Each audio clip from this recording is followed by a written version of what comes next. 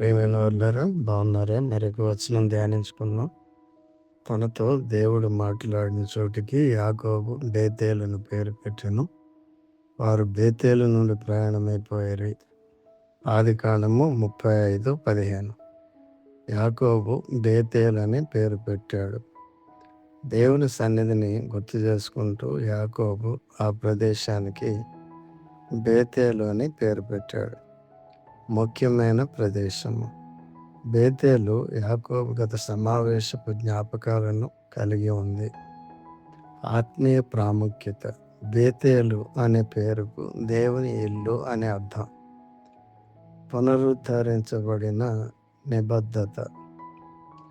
యాకోబు దేవునితో తన నిబంధనను తిరిగి ధృవీకరించాడు.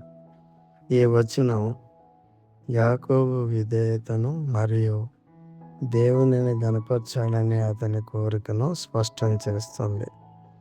అతని ఆత్మీయ ప్రయాణంలో బేతేలు ప్రాముఖ్యతను పటిష్టం చేస్తుంది. దేవుడు మిమ్మల్ని దీవించునుగాక. ఆమేన్.